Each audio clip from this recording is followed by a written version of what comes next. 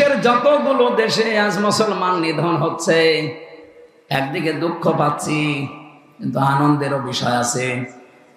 ফিলিস্তিনের এই মানুষগুলো, আজকে একটা বাচ্চা দেখলাম, একজন তার পক্ষ থেকে স্ট্যাটাস দিয়েছে, বোমা আমার উপরে মারেন, আমি আর পৃথিবীতে থাকতে চাই না। এই ফিলিস্তিনে, গাজাতে আমি শুনেছি জান্নাতে নাকি অনেক খাবার পাওয়া যায়।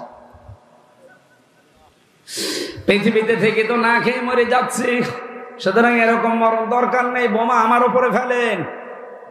আমি অন্তত যারা জান্নাতের কথা শুনেছি সেখানে নাকি খাবারের কোনো অভাব নেই। আমি তাড়াতাড়ি জান্নাতে চলে যেতে চাই, যেন ওখানে মন মতো খেতে পারি। সূরা আলে ইমরানের 140 নম্বর আয়াত আমি পড়েছি, ওয়ালিয়ালামাল্লাহুল্লাযীনা আমানু ওয়া ইয়াত্তাখিযা মিনকুম শুহাদা আল্লাহু লা ইউহিব্বুজ যালিমিন। রব্বুল আলামিন বলেন, সবাইকে তার শাহাদাতের মরণ আল্লাহ দেয় না, তোমাদের ভেতরে যাদের ঈমানের দাম আছে আর যে মানুষগুলোর কর্মজীবন অ্যাক্টিভিটিস কারবার আল্লাহর পছন্দ হয়, এদেরকে আল্লাহ শাহাদাতের মরণ দিয়ে ধন্য করে। ওয়ায়াত্তাখিযা মিনকুম শুহাদা, তাদেরকে আল্লাহ শাহাদাতের মরণ দেন। কারণ এমনিতেই মরণ দিলে তো কবরে ঘুমিয়ে পড়তো, শাহাদাতের মরণ দিলে আর ঘুমায় না। বালা হায়াউন ইনদা রাব্বিহিম ইরযাকুন, ও কিয়ামত পর্যন্ত জীবিত এবং আল্লাহ নিজে তাদেরকে রিজিক দেন। বলেন সুবহানাল্লাহ। এই জন্য ফিলিস্তিন সহ বিশ্বের যে মুসলমানগুলো আজ মায়ের খাচ্ছে, শহীদ হচ্ছে, একদিকে তাদের জন্য ভালো হচ্ছে, আর একদিকে আমরা যদি অশোকে মরে যেতাম, পানিতে ডুবে মরে যেতাম, তাহলে একটা আফসোস থাকতো না। যেমন নাপাক মানুষদের হাতে আল্লাহ আমাদের মরণ দিয়ে দিচ্ছে আমাদের নিজেদের কারণে, আর ওই কারণটার নাম হচ্ছে ঐক্য। কি কথা বলেন না কেন? আমার কথা বোঝার মতো যোগ্যতা আপনার থাকা লাগবে। আমি গতাগমের কথা বলছি না। রুকু করো সবাই মিলে মা'আর রাকিঈন। আপনি লক্ষ্য করেছেন মা'আর পরে রাকিঈন দিয়েছেন, এর আগে আলিফ লাম আছে। কোরআনের প্রতিটি শব্দ গবেষণামূলক, চিন্তা ভাবনা করে আপনাকে পড়া লাগবে। আল্লাহ বলেন রুকুকারীদের সাথে রুকু করো, তার মানে জামাতবদ্ধ হয়ে নামাজ পড়ো, একটা অর্থ। দ্বিতীয় অর্থ কি?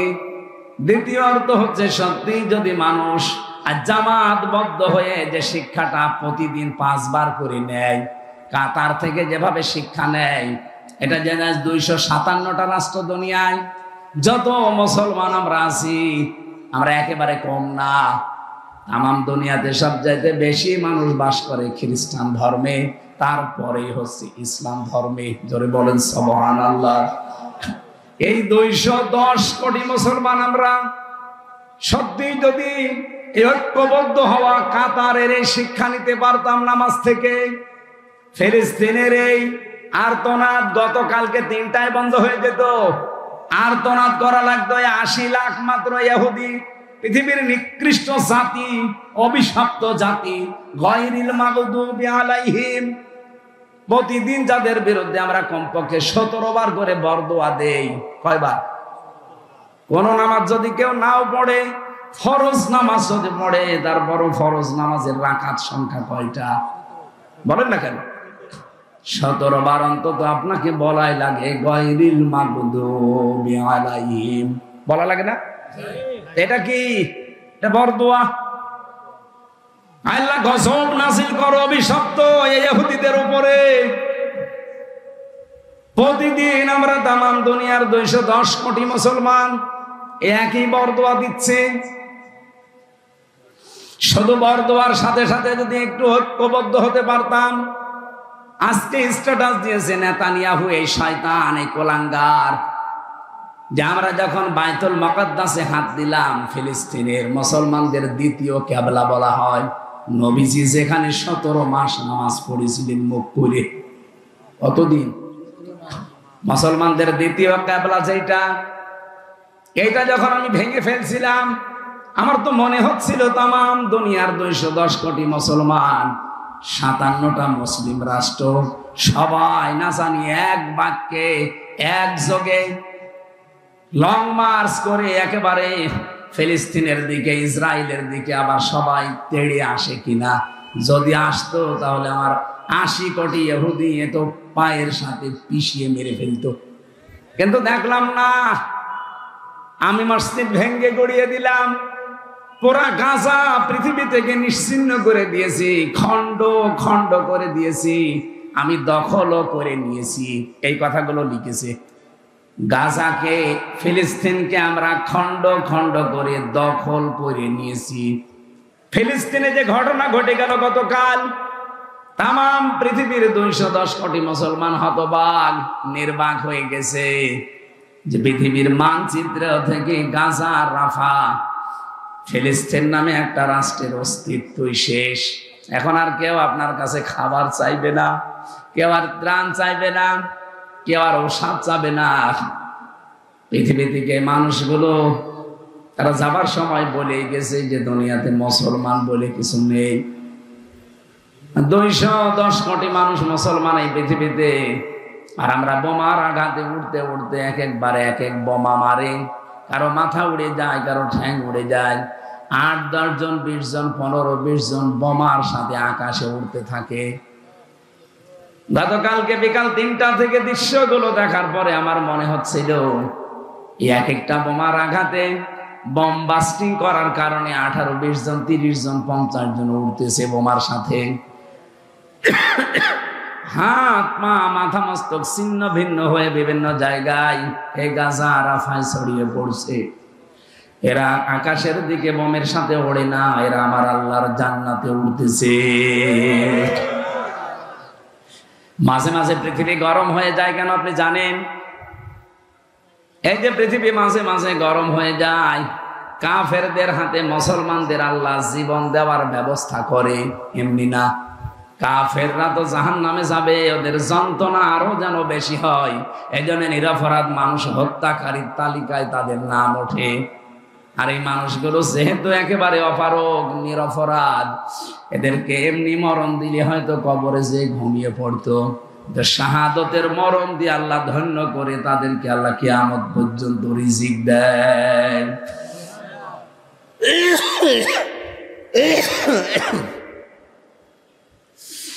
আমি একটা হাদিস পড়েছিলাম না, মুসলিম শরীফের, হযরতে আবু যর রাদিয়াল্লাহু তাআলা আনহু থেকে বর্ণিত। নবীজি বলেন, মানিদ্দাআ মা লাইসা লাহু মিন্না, এই পৃথিবীতে যেই জিনিসটা তোমার না, তুমি যদি ওইটার দখলদারিত্ব নিজের আয়ত্তে নিয়ে নাও, যে এটা আমার, জোর করে জবরদস্তি করে যদি ওর দখল নাও, নবীজি বলেন 2টা কথা, ফালাইসা মিন্না, 1 নম্বরে সে আমার দলভুক্ত না, 2 নম্বরে ওয়ালিয়াতাবাওয়া মাকআদাহু মিনান নার, সে যেন তার স্থান জাহান্নামের মাঝখানে করে নেয়। বলেন নাউজুবিল্লাহ। যশোরবাসী হাদিস থেকে কি নিতে পারলেন বলেন তো? আজ বিশ্বে যে মানুষগুলো যেই জিনিসের মালিক না, ওটা যদি কেউ জোর জবরদস্তি করে দখল করে নিজের আয়ত্তে নিয়ে নেয়, সে নবীর উম্মত থেকে বের হয়ে যায়। কি বলেন বলেন? এ বাংলাদেশে আমরা বহু মানুষকে দেখি, যে জিনিস আমার না, জোর জবরদস্তি করে দখল করে বিভিন্ন কায়দায় নিজের আয়ত্তে নিয়ে নেয়। এটা আমি বেশি বললাম? কত মানুষ দেখেন আগস্টের 5 তারিখের পর থেকে ঘাট দখল, মাঠ দখল, বাজার দখল। যশোরে হয়তো এগুলো নেই, এই জন্য টের পাচ্ছেন না। আমার কুষ্টিয়ার গড়াই নদীর ঘাট দখল হয়ে গেছে আল্লাহর ওলিদের দ্বারা। তো সরকারি জিনিস আপনি দখল করে নিলেন কি করে? কত বাজার দখল করলেন, বাজার তো পৌরসভার, আপনি নিলেন কি করে? এই যে ঘাট দখল, বালি মহল দখল, কত দখল চলে। যারা এগুলো করেন, যদি যশোরে কেউ থাকেন হুঁশিয়ার, আপনি কিন্তু নামাজ পড়তে পারেন, রোজা রাখতে পারেন, হজ করে আসতে পারেন, আপনার দাড়ি থাকতে পারে, আপনার নামের আগে মোহাম্মদ থাকতে পারে, আপনি নবীর উম্মত থেকে বের হয়ে গেছেন। এরকম মানুষ আছেন কারা যারা অন্যের জিনিস দখল করে নেন? হাত তোলেন তো। আলহামদুলিল্লাহ। যশোরে আমার মনে হয় হাদিস বলা ঠিক হইল না, এটা কুষ্টিয়ায় বলার দরকার ছিল। এই কোন দিকে তাকিয়ে আছে? 2 নম্বরে বিশ্বনবী জানিয়েছেন ওয়ালিয়াতা বাব্বা মাকাদাহু মিনান নার, সে যেন তার স্থান বানিয়ে নেয় নারে। নার মানে আগুন, মানে জাহান্নাম। আগুন মানে জাহান্নামের যতগুলো নাম আছে, বৈশিষ্ট্য আছে, তার ভেতরে একটা হচ্ছে আগুন, নার। এখান থেকে আমরা যেটা আপনাদের বলতে চাচ্ছি, তাম পৃথিবীর মুসলমানেরা শোনেন, এই যে ইসরায়েল, এরা কিন্তু বানভাসী হিসাবে এসেছিল। এই যে রোহিঙ্গারা যেমন এসেছে, ওইভাবে এসেছিল ফিলিস্তিনে। এই ইসরায়েলের জায়গাটা তারা বলেছিল আপনারা বাস করেন, শেষে নিজেরাই দখল করে মালিক হয়ে গেছে। প্রথমটা আমার দেশের জন্য হয়তো মেলে, হয়তো অনেক মুসলমানের ভেতরে চরিত্র আছে, যে জিনিস যার না জোর করে যদি দখল করে নেয়, সে যেমন নবীর উম্মত থাকে না। 2 নাম্বারটা, ওরা তো নবীর উম্মত না, কিন্তু ওরা তো মানুষ। ওরা কি? যদি ওদের এখন আর মানুষ বলা যাচ্ছে না, মানুষের যা কাজ কারবার একটা ওই শব্দ জাতি ইহুদিদের ভেতরে আর নেই। সেই হিসাবে বলছি, ওরা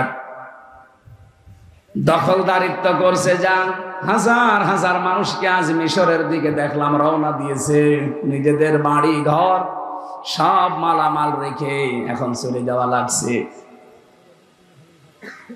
যেখানে ওরা যাচ্ছে, যাদেরকে এইভাবে বাড়ি ঘর থেকে উৎখাত করা হয়েছে, ছিন্ন করে দিয়ে জায়গাগুলো যারা দখল করে নিয়েছে, পৃথিবীর মানুষেরা ও ইহুদিরা, কানে হয়তো আপনাদের যাবে আওয়াজগুলো।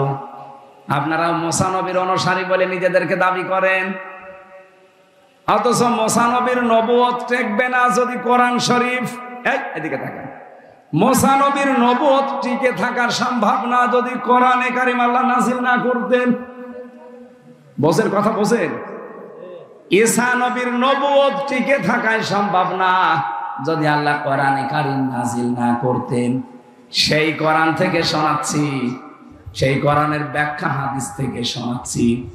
এই পৃথিবীতে আজ যারা জোর দখলদস্তি করে দখল করে নিচ্ছেন, একটা কথা ভালো করে বিশ্বাস করেন, কান খাড়া করেন, যেহেতু একটা নবীর নাম আপনারা বলেন, ইহুদিরা বলে কিন্তু যে আমরা মুসা নবীর উম্মত। কার বলেন? বলেন। খ্রিস্টানরা বলে আমরা ঈসা নবীর উম্মত।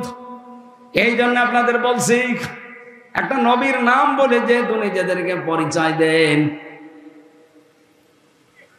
বিশ্বাস করতে পারেন এই দুনিয়াতেই অবশ্যই আমার আল্লাহ হয়তো নবী আর পাঠাবে না, আর রাসূল আর পাঠাবে না, কিন্তু আবাবিল পাঠাবে না। এই কথা কোরআনে আল্লাহ বলেন নাই? বলেন বলেন। আল্লাহর কাছে মুসাফির অবস্থায় বলছি, আল্লাহ অন্তত পৃথিবীর এই নিকৃষ্ট জাতি অভিশপ্ত এই ইসরায়েলের জন্য তুমি আবার একটা আবাবিল ঝাঁক পাঠিয়ে দাও। তুমি যেমন রহমান আর রহিম, তুমি তো জাব্বার আর কাহার। শুধু রহমান রহিমই দেখাবে না, একটু জাব্বার আর কাহারটা দেখাও। এই পৃথিবীর এই নিকৃষ্ট মানুষগুলোকে তাদের পাপের অপকর্মের শাস্তি আমাদের চোখের সামনে তুমি দাও। বলেন আমিন। আমি যে কথাটা তুলেছিলাম ওইটা বলছে এবার। আজ আমরা যদি এই শিক্ষাটা নিতে পারতাম, নেতানিয়াহুর আজকের এই স্ট্যাটাসটাও দেওয়ার সাহস পেত না। ও নিজেই বলছে, মনে করলাম যে আমি আজ বাইতুল মুকাদ্দাস, মসজিদে আকসা, এটা ধ্বংস করে ফেলার পর তাম দুনিয়ার মুসলমানেরা মৌমাছির ঝাঁকের মতো একেবারে আমাদের উপরে ঝাঁপিয়ে পড়বে, কিন্তু দেখলাম না, সব নীরব। হে নবী, আপনার হৃদয়টা আমি আল্লাহ নরম করে দিয়েছি, কমল বানিয়ে দিয়েছি। যদি কঠোর হৃদয়ের মানুষ আপনি হতেন, তাহলে আপনার চারপাশে মানুষজন থাকতো না, সব বিদায় নিত। যেহেতু আপনাকে আল্লাহ নরম দিল বানিয়ে দিয়েছেন, সুতরাং মানুষের সাথে নরম ব্যবহার করবেন। সে একটা গুণ আপনাদের মাওলানা আজিজুর রহমান পেয়েছেন। আল্লাহ রাব্বুল আলামিন ওই রকম গুণ যেন আমাদেরকেও দান করে। আমি কি ওনার সম্পর্কে বেশি বললাম? বলেন বলেন, এই গুণটা ওনার ভেতরে নেই?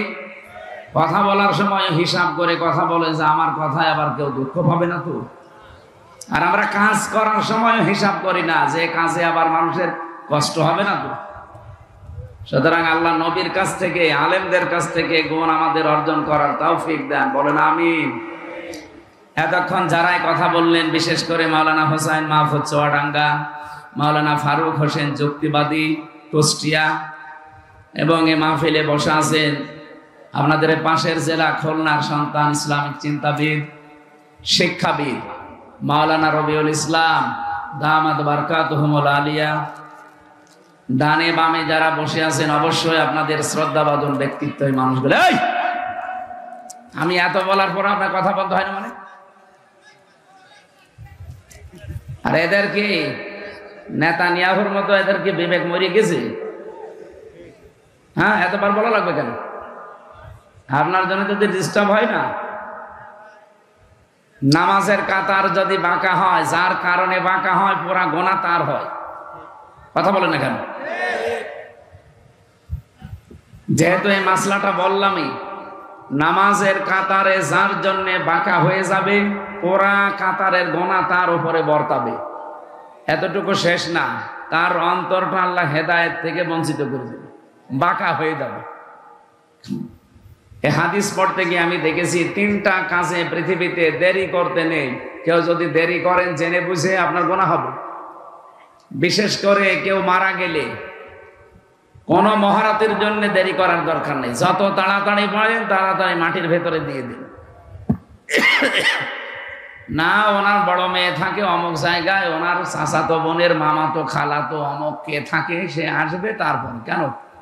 ও মরে গেছে, ওর জীবন শেষ, ওর আর কোনো দায়িত্ব নেই। এখন ওর আর ইবাদত করারও কোনো কায়দা নেই। ওয়াবুদ রাব্বাকা হাত্তা ইয়াতিয়াকাল ইয়াকিন। তোমরা ইবাদত করবা ওই দিন পর্যন্ত যতদিন তোমাদের কাছে মরণ না আসে। কি না আসে? তাহলে আমাদের ইবাদত কোন পর্যন্ত? মরণ পর্যন্ত। বলেন বলেন।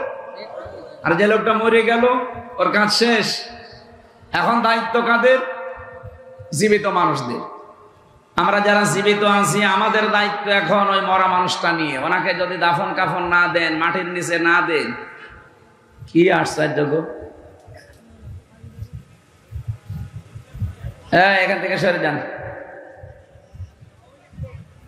না, দিনের বেলা এই জন্য অনুষ্ঠানগুলো গ্যাঞ্জাম হয়ে যায়। খুব গুরুত্বপূর্ণ একটা বিষয়, সমসাময়িক, সামনে আমাদের দরকার। এই জন্য আমি আয়াতটা পড়েছি। আপনারা পরিবেশ তৈরি করে দিন, আমারে ঘন্টাখানিক সময় দেন। যে কথাটা তুলছিলাম 3টা কাজে দেরি করা ঠিক না, এ কথা আমি বানালাম। বলেন বলেন। তিরমিজি শরীফের হাদিস। তিরমিজি শরীফের হাদিস বললে কি মনে হয় যে হামজার হাদিস? কার? বলেন বলেন। বলছে আল্লাহ। এদিকে আসো, ক্যামেরার দিকে তাকিয়ে আসো, আন্দাজে আল্লাহ বল না। হাদিসের কথা বললে কি আল্লাহর কথা হয়? কার? হাদিসের কথা আল্লাহর আছে। কোনটা? হাদিসে কুদসি যেটা, হাদিসে কুদসি যেটা, ওইটা আল্লাহর কথা রাসূলকে দিয়ে আল্লাহ অ্যাডভার্টাইজ করেছে। কিন্তু যেটা হাদিস ওইটা মুহাম্মদুর রাসূলুল্লাহ সাল্লাল্লাহু আলাইহি ওয়াসাল্লামের কথা। যেহেতু এটা পয়েন্ট আকারে এসেছে, আমি এই জন্য শিক্ষার জন্য বলছি। এই এলাকায় আছে কিনা আমি জানি না, যদি থাকে তাহলে এখন থেকে আমাদের মানা লাগবে। কি? 1 নম্বরে, কোন মানুষ যদি মারা যায় কারো জন্য দেরি করার দরকার নেই, তাড়াতাড়ি করে তারে কবরে দিয়ে দেবেন। লোকটা যদি ভালো হয় সঙ্গে সঙ্গে আল্লাহ জান্নাতের বিছানা বিছিয়ে দেবে, আর যদি খারাপ হয় সঙ্গে সঙ্গে জাহান্নামের বিছানা বিছিয়ে দেবে। ও যেহেতু মরে গেছে, ও যেখানে যা করে করুক, ওর কপালে যা করেছিল তাই হবে। লাহুম মিন জাহান্নামা মিহাদু ওয়া মিন ফাওকিহিম গাওয়াশ ওয়া কাযালিকা নাজিসিল যালিমিন। রব্বুল আলামিন বলেন, যখন পাপিষ্ঠ মানুষদেরকে কবরে দেওয়া হয়, সঙ্গে সঙ্গে আমি আল্লাহ জাহান্নামের বিছানা বিছিয়ে দেই আর উপরে জাহান্নামের চাদর দিয়ে ঢেকে দেই। অথচ বহু মানুষকে আমরা এই পৃথিবীতে দেখি পাপিষ্ঠ না, পাপিষ্ঠর বাপ, সারা জীবনে পাপ করতে করতে জীবন নষ্ট করে ফেলেছে। এরকম মানুষ মরে গেলে রাষ্ট্রীয় সম্মাননা দিয়ে তাড়াতাড়ি করে উপরে মাটি দেওয়ার পরে আবার ফুল দিয়ে দেয়। আরে উপরে যতই ফুলের মালা দেন না কেন, ভেতরে এত আল্লাহ আগুন লাগিয়ে দিয়েছে। এই যে মিহাদ, লাহুম মিন জাহান্নামা মিহাদু ওয়া মিন ফাওকিহিম গাওয়াশ, নিচে জাহান্নামের বিছানা আল্লাহ বিছিয়ে দেবে আর উপরে জাহান্নামের আগুনের চাদর দিয়ে ঢেকে দেবে। এটা যতই আপনি মনে করেন যে 2, 3, 4, 5 রকমের ফুলের মালা দিয়ে এই গদ খালির ফুল দিয়ে সাজিয়ে দিয়েছি, ও মনে হয় জান্নাত পেয়ে বসে আছে, অথচ ভেতরে লেগে গেছে কি? আরো জোরে বলেন। আজকে থেকে যশোর সহ এটা রেকর্ড হচ্ছে, তাম পৃথিবীর বাংলা ভাষাভাষী যারা এটা বোঝে সবাইকে বলছি, মানুষ মারা গেলে কোনো সময় দেরি করতে যাবেন না, যতক্ষণ উপরে থাকবে তার শাস্তি হবে কি?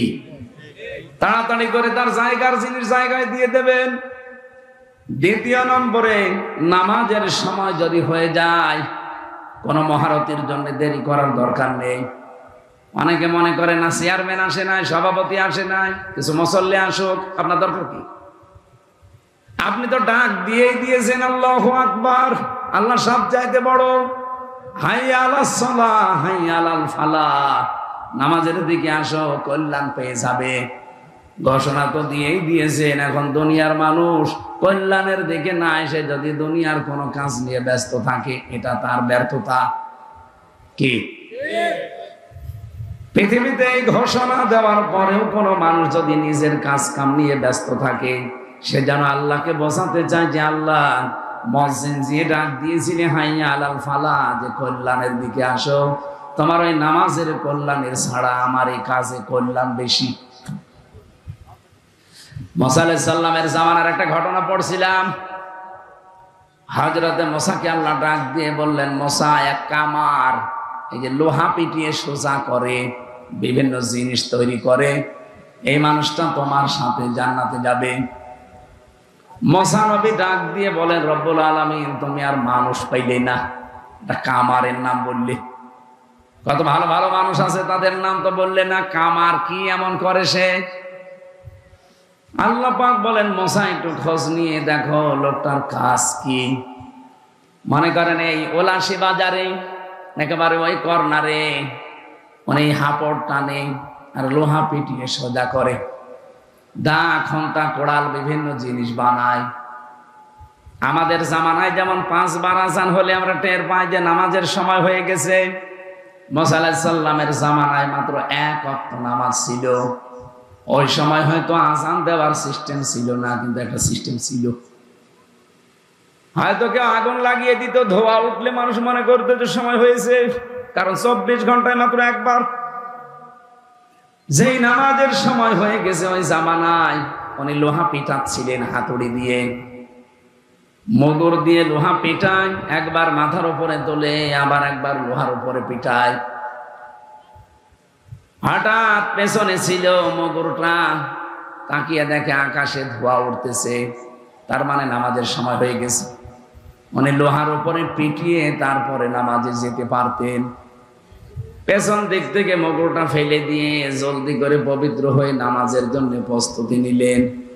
মুসা নবী অনেকক্ষণ দৃশ্যটা দেখে ডাক দিয়ে বলে, রব্বুল আলামিন, এই লোকটা তো মগরটা লোহার উপরে পিটিয়ে তারপরে তোমাকে সেজদা দিতে পারতো।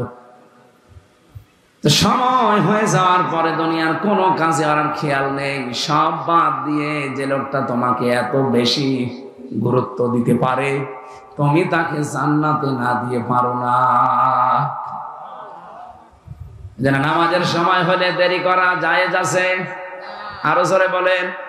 আমি এটা বানালাম, ইন্নাস সালাতা কানাত আলাল মুমিনিনা কিতাবাম মাওকুতা। সূরা নিসার ভেতরে এসেছে রব্বুল আলামিন বলেন, অবশ্যই নামাজ আমার মুমিন বান্দা বান্দীদের উপরে যখন তখন না, নির্ধারিত সময় আমি আল্লাহ লিখে দিয়েছি। এজন্য নামাজের সময় হয়ে গেলে আপনি দুনিয়ার কোনো কাজে থাকলে কাজটা যত ভালো হোক ওটা হারাম হয়ে যাবে। কথা বুঝতেছে? এজন্য যত কাজ থাক